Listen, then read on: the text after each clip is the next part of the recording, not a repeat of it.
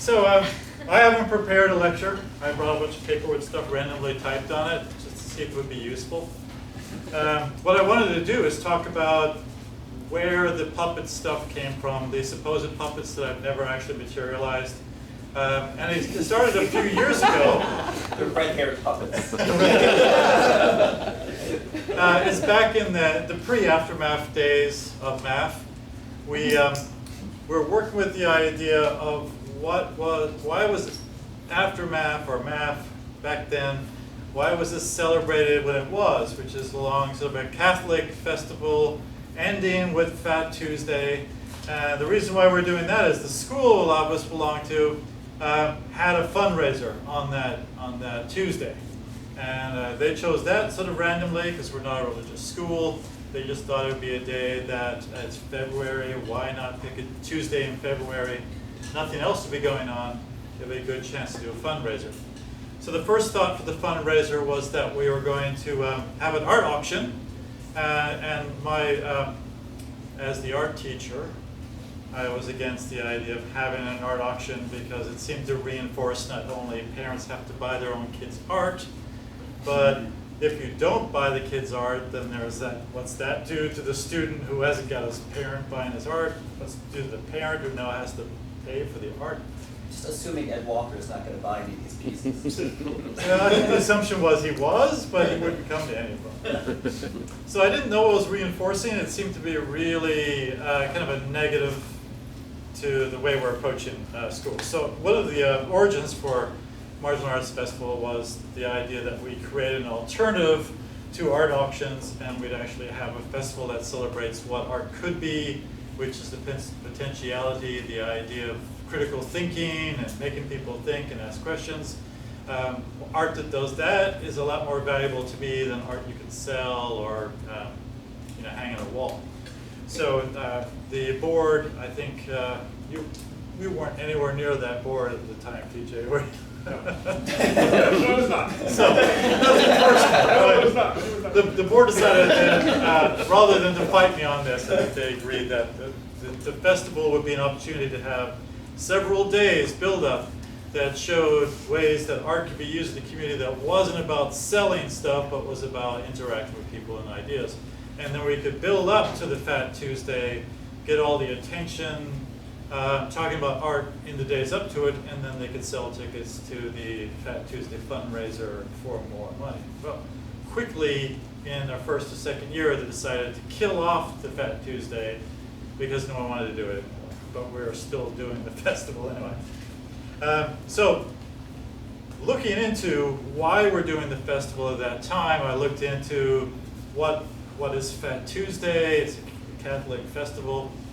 I grew up Catholic, but still didn't really know why Fat Tuesday was a celebration. In Ireland, Fat Tuesday is called Pancake Tuesday, and you eat pancakes, but it's kind of lame. It's not like Venice, where they're running around for months, like having fantastic parties.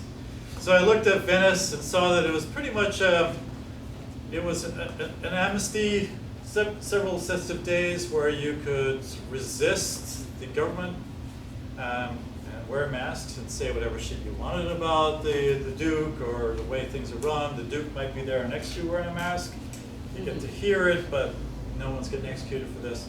So I love that idea. If there was something subversive about having a festival that allows you to speak what you want and say like, well, it's just kind of an absurd festival. We're just saying things that need to be said in the festival tradition. So that was kind of a lot of the origins of it. Thankfully, we got Olcar, thanks to Jim. I think Jim was key to getting Olcar here in the first place, weren't you? Yeah. Yeah. And so those kind of ideas brought the Marginal Arts Festival together, and it's great to see that it's become what it is now. I think you started with the Ubu play first, if I'm not mistaken. I think that was the second year. Second year. Yeah, it was second That was when year. I brought, I was like, everybody else needs to come down here, check this out. So we did an Alpha Jerry play, and you guys went in different acts. Each act was a different art form. One of them was puppets, which is fantastic. And so I think the next year I was thinking it'd be fun to do something with more of a British flavor to it, and we do Punch and Judy. So I think that's probably about 10 years. I still haven't made these things.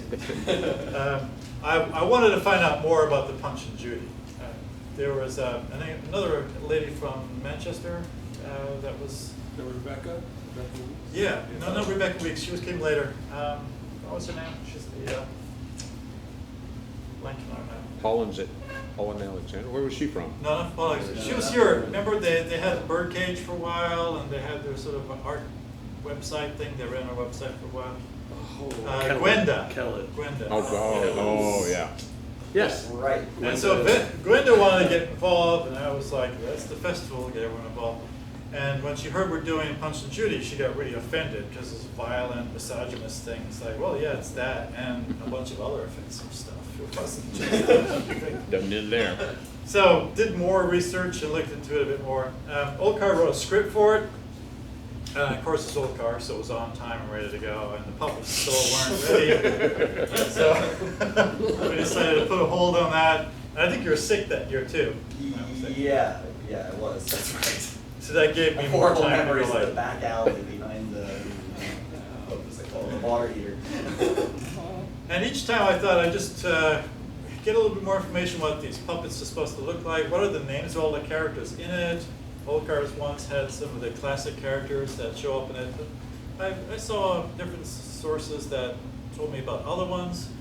And kind of wonder where this all came from. Like, why are the British doing this thing at seasides in the summer? There's got to be more to it than just this random red and white striped box where the hand puppets go out.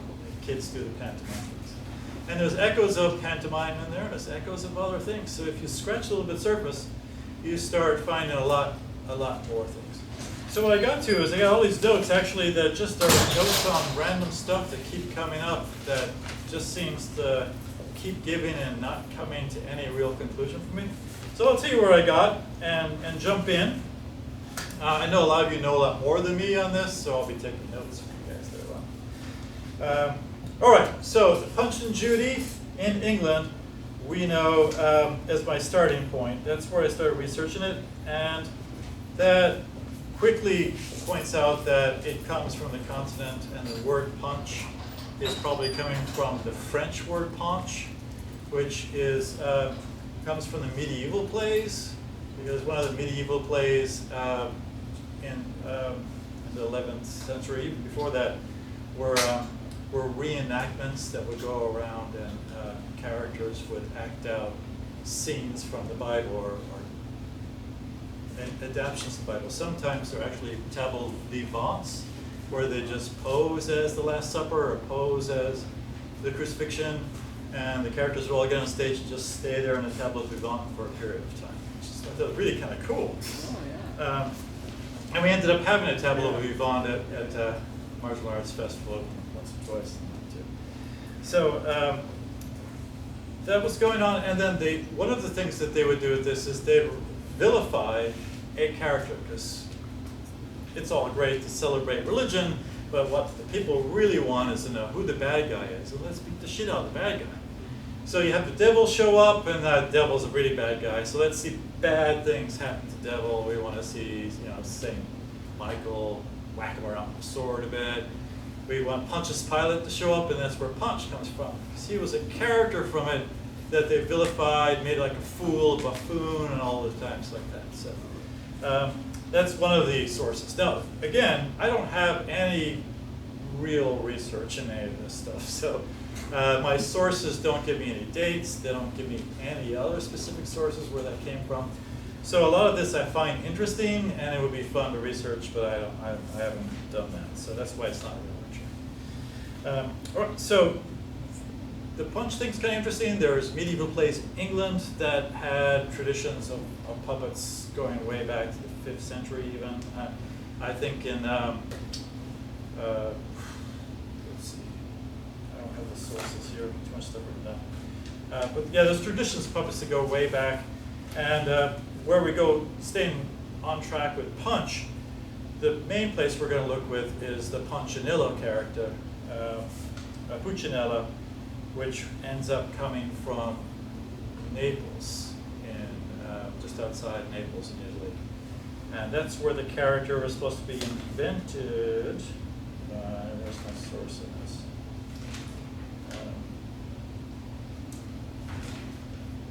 It comes from Commedia dell'arte, though. Yeah. Yeah, It's a the French Commedia character, dell'arte yeah. comes out of Florence and let's see what else. I should have written this in the library. So when you have the Venice Carnival, it starts in the 1550s, and then by the late 16th century, then Commedia dell'arte is coming out of that. But at the same time as Commedia dell'arte happening up in Venice, there's other kinds of theatrical performances happening in Naples and Sicily, and they have their own puppet type characters being developed out of it. And Puccinella doesn't come out of Commedia dell'arte initially, well, it comes out of Naples' version of Commedia. And the character is supposed to be based on a Roman statue of Massius that was found in 1727. But the character was developed a bit more before that from a guy called Silvio Fiorio, who invented the character of Puccinella at the Improv Theater in Naples. And he was a buffoon. So in the Commedia dell'arte, all of these Zani characters are basically, they're buffoons, jokesters, slapstick comedians. There's a Punchinella character, though. I mean, I Yeah. don't know all the timelines and locations, but like, There's a Punchinella character. There's different spellings for it, and they have different meanings, which I find kind of interesting. There's one that's Puccinello, which is turkey cock. There's Policinello, which is the thumb. And they're used interchangeably because they're supposed to be small characters, and they were Commedia dell'arte. So they weren't puppets initially, they were just smaller characters that were on stages. And then the tradition moved quickly into adapting puppets, and being able to use puppets for a lot of these characters. So let's see, there's a whole bunch of the Commedia dell'arte you already know about. I don't have to go into that too much, but there's a lot of the stock characters in Commedia dell'arte are basically, they're stock characters. Some of them are straight men, and they're the amaratas, so they're the young man, young woman, and they're giving this wonderful story of love. And then during the boring bits, depending on what the audience is reacting to, the Zannies would go like, time to step in there. Why don't you, Olkar, go up there and hit Warren on the back of the head with a stick, because this speech is too long, and they're having this profound speech about love and the moonlight, and then just people are starting to shuffle. So you have a Zanni come in and hit someone, and they're like, oh, that was funny. And they can keep everyone engaged in this. So while that's happening in Italy, of course, Spain is over there in Italy. It's got the Kingdom of Sicily is owned by Spain, and the Spanish have military interventions all around in Venice and Florence and Padua and all of that. So a lot of the commedia ends up being taken to Spain and gets developed in the Secolo d'Oro theatrical performances. And so when they had their plays, which are very much more like the Greek tragedies, during the different acts, they would come on and they would have vendors selling food. They would have kind of the equivalent of Zannis that would go around cracking jokes and doing slapstick comedy during these serious plays, which seems kind of pretty weird to me. So that was kind of interesting. Now, and also in the Spanish one, they had these, what were they called again? I should know this now. They're religious plays in contemporary with England. So you have Shakespeare, and Shakespeare's theater during the late Renaissance was, religious plays were pretty much banned by the Elizabethans. But the Spaniards, contemporaries, didn't ban the religious plays. So you could have these religious reenactments of Corpus Christi especially that were very interesting. Corpus Christi is kind of in late May, June, big processions through Spain where they carry this statues and they carry a piece of bread with a big monstrance around it and go through town and everyone to worship the importance of the sacred body of Christ in this. And following along it, where they would have these tableau vivant type stages going on and reenact these different miracle plays. So those are kind of really cool too. Now, a lot with the Spanish we're doing, but also in the Commedia dell'arte, the Zanis especially would speak in a language that was more called, what's it, Gramalot? Is it called? Gramalot? Gramalot. So it sounded like a language. So you could be speaking gibberish, but you could speak gibberish in a way that sounds like you're a French aristocrat. And then speak gibberish in a way that sounds like you're a German shoemaker. And then you could have a conversation with someone who is pretending to be a French aristocrat, but intentionally using words that aren't real words, because touring around different places in Europe, you go from village to village and suddenly no one speaks the same language anymore.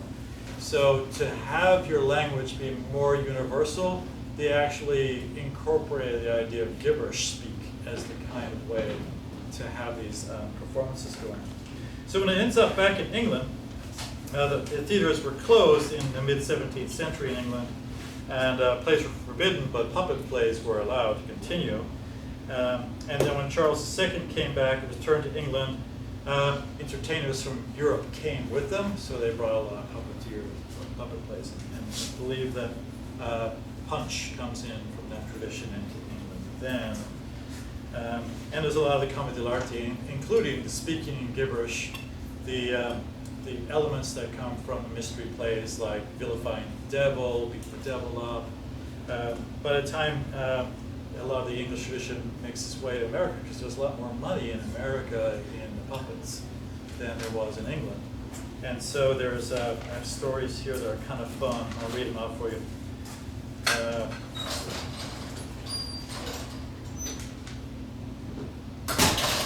This one is from the New York Gazette in 1739, February 20th, announces, Mr. Holt's Long Room will present Adventures of Harlequin and Scaramouche, or the Spanish Tricked, and an optic, I guess a camera obscura type thing, which shows sort of slides of cool places in Europe, different cities in Europe and important sites in America. There will be a new prologue and epilogue addressed to the people of the town. Starts at 6 o'clock, costs 5 shillings to get in. I did the math on this. 5 shillings in 1739 is about 20 bucks to get into it. Wow. So it's a lot. I thought you could go see a person. So by 1866, there's almost a mass migration, I like to imagine, of professors for Punch and Judy shows immigrating to America's Great Shores for wonderful opportunities. And by 1876, it was reported there was not one unemployed professor of Punch and Judy in New York City. There was such a demand for it. And one of the big crises of the time is ethically, do you allow Punch to defeat the devil and get away with, because the devil tries to steal Punch's soul, and Punch tries to trick him out of it, and there's a lot of public outrage over the idea that Punch would get away with it. But the tradition said that Punch is supposed to get away with it, and so there were incidences in the street. So apparently what was added to it is the character of a large white snake, which I guess became later on the crocodile, because we need Punch to be given his just desserts. But the tradition says that Punch beats the devil, because that comes from the mystery plays. You can't have Punch lose, that doesn't make sense. But the American tradition wanted Punch punished. And so Punch had to get eaten by a large snake, which I thought was really great. So that's a lot of it.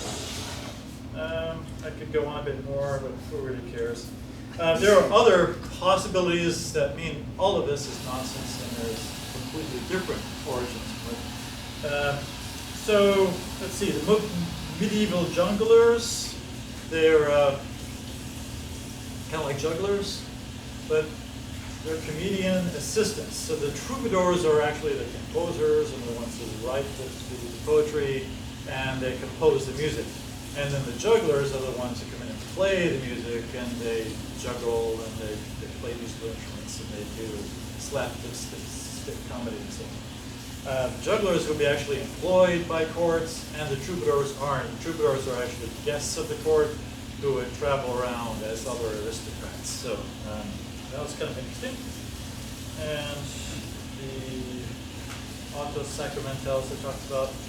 And one of the reasons why Spain's so important in this is because Spain uses the theater, especially the sacred theater, as a way to kind of follow up on the Reconquista when they expel all of the Muslims out of Spain and the Jews that were kicked out in 1492. And so there was quickly followed along by the Spanish Inquisition. And so this is a way to kind of chill everything down a little bit, have a little fun. Let's see. Then the Mannerist period was beginning then in Italy. Mannerism is sort of high Renaissance or late Renaissance, and there's a lot of disagreement about what Mannerism is too. But one of the ones I like is that it says that it is it ends in a Baroque, but it's a label used in the 16th century to comment on social behavior, to convey a refined virtuoso quality based on sort of technique.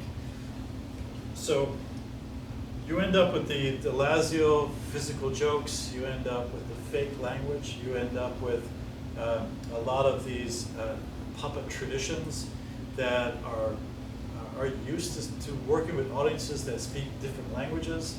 And so the language becomes a language of gibberish. The release is mostly dealing with a lot of slapstick violence. Some of that comes from the tradition of the medieval plays where evil has to be destroyed. And by the time it comes to England, it's this really interesting set of traditions. Some of them I think are perhaps known and not known, and they're jumbled together to make a new set of ideas. And so I think I might have a quote here. Got it. Oh, really great. Right, so Samuel Johnson, our beloved Samuel Johnson. He's a poet, essayist, moralist, literary critic, writing 18th century, a devout Anglican, and a Tory. So he witnessed a number of these plays, and he was pretty critical of it, but he then gave some other sources that he cited. So one of his sources was this character, Henry Rowe, who said was capable of performing Macbeth, and saw him use puppets to perform all the characters of Macbeth, and would memorize all the characters and act all the parts himself. It's supposed to be pretty amazing.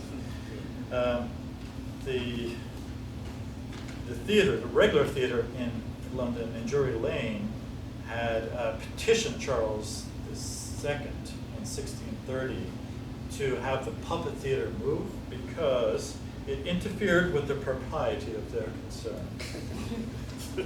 Apparently people weren't going to the theater because they wanted to watch puppet shows. And there was a Mr. Powell, who also was supposed to have performed amazing puppet theater in Covent Garden. And he set up opposite St. Paul's Church, very clever. And what he did, according to the Spectator number 14, I don't have a date for that, but apparently there was an article at that time, probably broadsheet, cited a letter from the sexton of St. Paul's Church, who said that Mr. Powell was using the chimes of the bell to announce when his puppet show would happen. And they're complaining that the congregation was thinning out.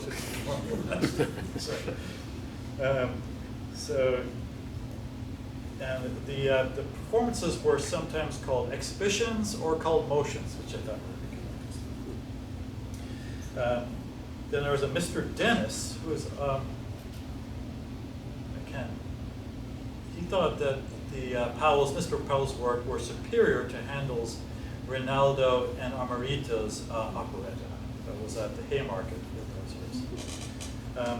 Mr. Joseph Strutt, of fame, I'm sure you've all read this, Sports and Pastimes of People of England.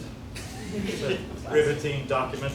I recommend it. He came across some of these, well, I'll use his words. These wretched plays, barbarously formed and decorated without the least propriety. The movement of the puppets evinced ignorance and inattention of the managers. Dialogues were a jumble of absurdities and nonsenses intermixed with low, immoral discourse. It's a rave review so far. I want this in mind. Punch, because there was a Punch character and there was a fiddler. Apparently, obviously, there was only a fiddler because no decent orchestra would loathe themselves to this operation. It was an offense to decency, especially by the movements. Sexual gestures described by the puppets. So that gives you a sense of the kind of the low art form that I think makes a really high art form in my mind. But it was vilified by the high art society. It was tapping into some really visceral, some absurdist, and some traditions that I think later on Olkar's romantics were tapping into. So I'm sure you all have, do you want to give me ideas so I can write them down? What else should I know? I have no questions, like Yeah. I mean, I grew up watching Punch and Judy at seaside towns. Yeah. But I'm interested in the history of how some of the other things developed, like where did Judy come from? They always Yeah. have a baby who ends up getting Yeah, knocked down the from the stairs. And then the crocodile's always running off with the sausages, and Yeah, it's that's- like, where did that's all really these cool. I other don't things know. come in? I know there wasn't a Judy until 1818. There was Joan, like, where Punch did and Joan she- before that. Where did she come from? I don't know. Even the costumes of Punch change. Yeah, you have like some Traditionally- crooked, like, Yeah, they hat had with a sort bell of, on the end. they had the some Hessian hat from American Civil War period. That Punch would wear that Hessian hat, which is like a tall hat. Shako. Like a shako? Yeah, the shako, this tall triangular fool's hat is called, It looks a but little it's bit more usually like a fool's decorated, hat. Okay, okay. So pointed. pointed, conical in some cases hat. Sometimes then it became, the conical hat became crooked over. Yeah, I was more like, Yeah. the iconic one for me is like Yeah. the one that's kind of crook shaped, maybe with the little bell. And a little hanging bell on the end of it. And I believe that the timing of that, and I'm just speculating here, but I think the timing of that's the Phrygian cap to go with the French Revolution, because England was terrified of the French Revolution. And then you see that Punch then, later on after that, starts wearing sort of the Napoleonic hat, which comes down, and they used a lot of Napoleonic jokes as well. So Punch became this demonic character. He was always a counter, but not better or worse than the devil. And all of his actions, all of Punch's actions are supposed to be vilified, like, oh my God, look, he's beating his wife, his child up, he's immoral in every possible way. And so you're watching sort of the intention of going like, this is really funny that he gets away with this, but also he is going to pay for it in the end, isn't he? And this is why there was almost riots in New York when they're like, why we get Punch is not being killed and taken away by the devil? I mean, you've got to, he needs to be punished. But each of the different traditions, I think, are a study in their own right. I'd love to find out more. There is some characters I think you could trace back to Coming to L'Arte directly. There's so a policeman that comes along too. There's a policeman that was added later. Yeah. Yeah. Well, you have Robert Peel late in in the 19th century who introduced the police force in England. Yeah. So the policemen can't exist until Robert Peel was in. Before that, they were basically militias that were used to police Right. things. And then he's from the very Yeah, start. that's why they're called bobbies. Yeah, from Robert Peel. Yeah. And so the idea is that from the very beginning he was a buffoon, and he was based then on a lot of the Zannis that were buffoons. And then if you go look at those, you can almost match up. I've been trying to match up what Commedia dell'arte character would the Bobby be based on. And I think he's basically Harlequin. But I'm trying to look But up. Harlequin's such a trickster, though. Harlequin's a trickster. Then there's like maybe 40 different Zannis, and they all have different characters in them. But the policeman's probably not a Zani or a trickster, you know, he's probably just more of an It's upper too crust. stupid, really. Yeah. Well, I think of the policeman as being like one of the authority figures Yeah. of Commedia, like more like There's the El Magnifico, which comes from the Commedia dell'arte in Venice. And he's one of the earliest characters. And he's supposed to be like a duke. And I believe all of the Commedia dell'arte, at least some interpretations say the Commedia dell'arte is sort of like a barnyard of animals. So you have the eagle, when you're supposed to move like the aristocracy, everything's from the head. And so everything's about the nose and you walk around. Apparently the movement that you have as a character in Commedia dell'arte is that your body emphasizes that part of your body that you emphasize represents sort of where you are in the hierarchy of society, about how far up the head you are. And so the aristocrats are always led by their nose. And so then you emphasize the character with like a very big nose, but usually an eagle nose. So I have some of the heads out there I can show you. Usually El Magnifico has this eagle-like facial features.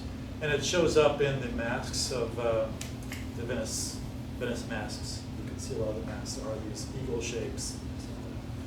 So then there's, what's his name? I didn't have all of them down. There's Pantalone. Pantalone is the old miser dude who's also an aristocrat, but is like an old aristocrat. He's much more worried about his money. He's going to lose his money. They're going to take my money. So he's got pot belly, and he has his money bags hanging down around his waist, hanging down between his legs like testicles. So he walks around. It's like very much. And he's sort of the, I don't know if you read much Asterix, but there's the character like Getafix in that one, or there's Geriatrix, I think is the character called. There's a bent over old dude who's got this beautiful 20-year-old something wife, and he's got his cane, it's full of energy and viv. He's sort of like a and they keep showing up a lot in comedies throughout. You still see like, oh, there's a Commedia dell'arte character. So it's really kind of interesting.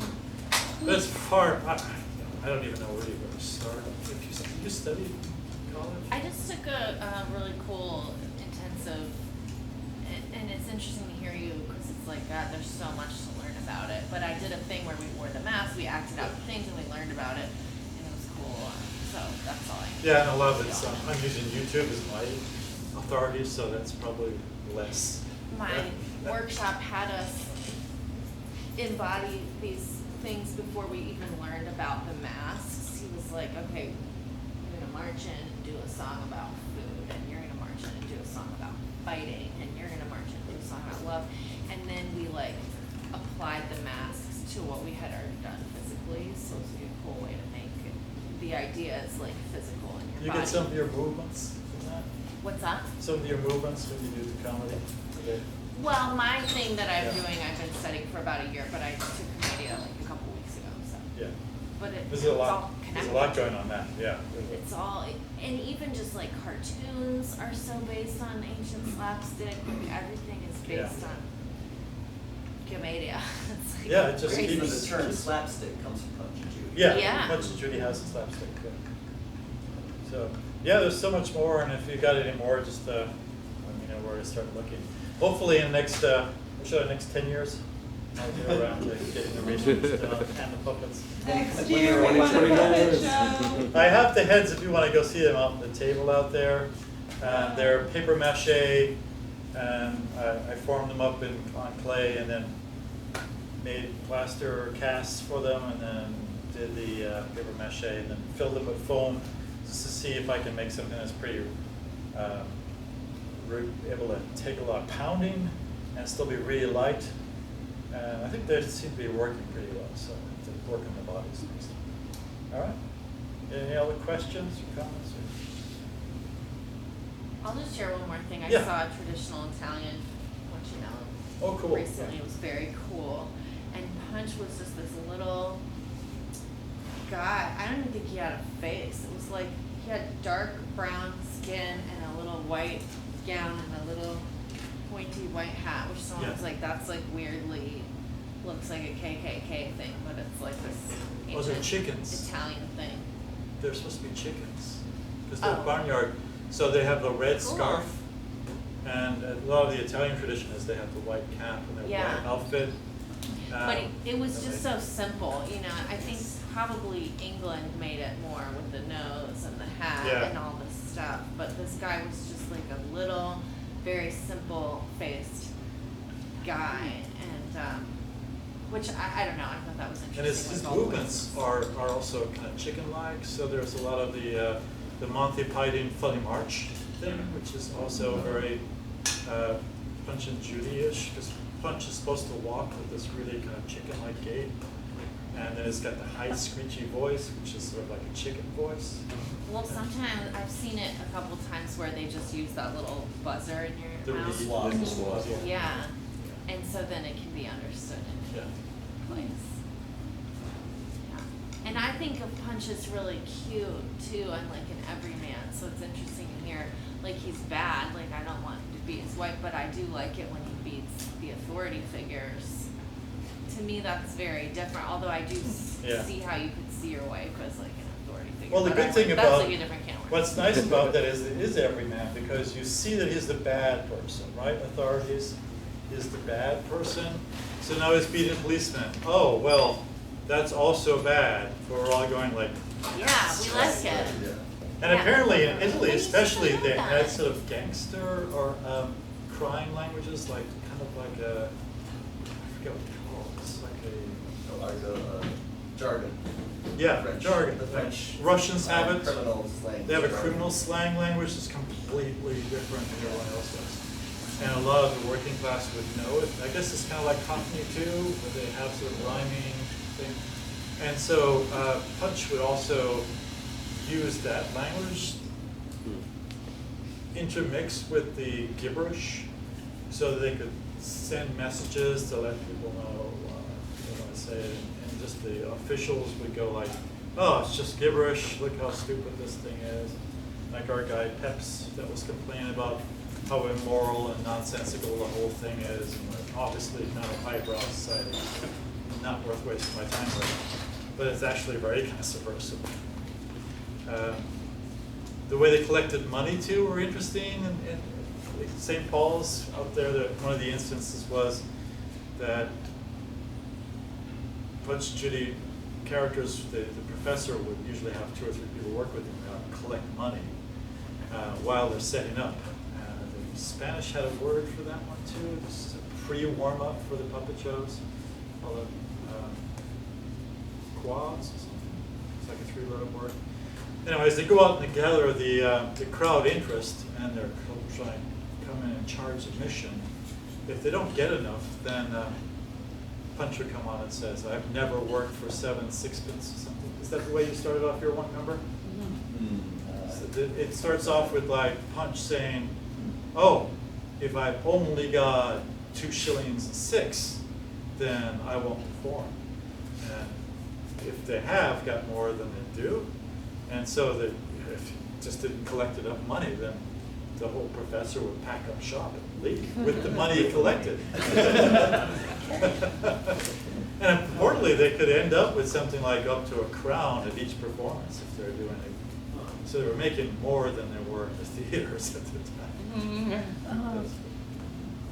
All right. Thank you all. Thank you. Great.